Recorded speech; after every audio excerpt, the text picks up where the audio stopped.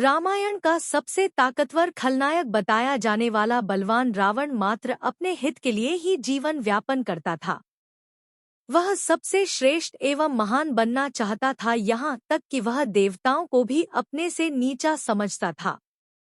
वैसे रावण शास्त्रों को जानने वाला महान ज्ञानी था, लेकिन उसकी बुद्धि धर्म के कार्यों में लगती ही नहीं थी। वह किसी देवता की भक्ति करना पसंद ही नहीं करता था। इससे पहले कि हम वीडियो में आगे बढ़े, यदि अभी तक आपने मेरे चैनल धर्म संज्ञान को सब्सक्राइब नहीं किया है तो तुरंत सब्सक्राइब कर ले, ताकि आने वाली वीडियो का नोटिफिकेशन सबसे पहले आपको मिलता रहे। रावण विश्व का सबसे बड़ा ज्ञानी माना जाता है और उसे मारना श्रीराम के लिए भी आसान नहीं था। रावण को मारने में राम का साथ दिया विभीषण ने। उन्होंने ही रावण के राज बताए तो राम रावण को मारने में सक्षम हुए। कहा जाता है कि रावण ने ब्रह्मा जी की तपस्या की थी और अमर रहने का वर मांगा था। ब्रह्मा जी ने रावण को अमर रहने का वर तो नहीं दिया, लेकिन उसकी नाभि में अमृत दे दिया। नाभि को डर का प्रतीक माना जाता है और रावण ने डर पर विजय प्राप्त कर ली थी, इसलिए उसे मृत्यु से भय नहीं लगता था। जब राम और रावण का युद्ध चल रहा था तो राम तीर मार मार कर थक गए थे, लेकिन रावण को मार नहीं सके। ऐसे में विभीषण ने रावण के मृत्यु का राज राम को बताया और फिर श्री राम ने रावण की नाभि में निशाना लगाया, जिससे रावण का अमृत कलश फूट गया और वो मारा गया। रावण की मृत्यु तो युद्धभूमि में हो गई, लेकिन यही पूरा सच नहीं है।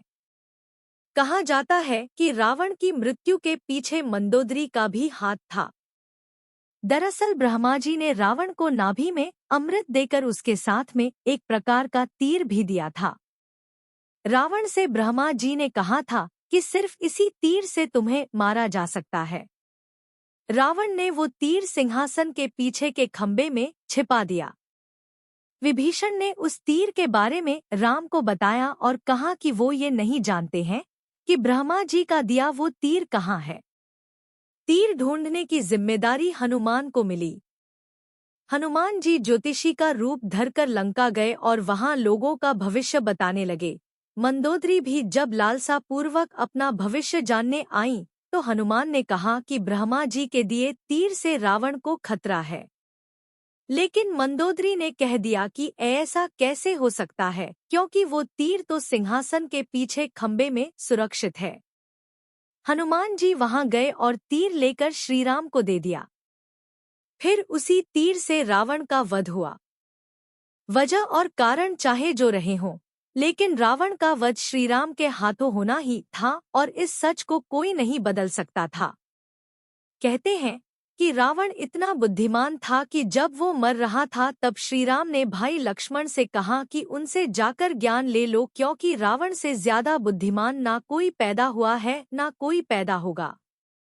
यदि यह वीडियो आपको पसंद आई हो तो आप इस वीडियो को लाइक करें, कमेंट करें और साथ ही अपने इष्ट मित्रों के साथ शेयर भी करें।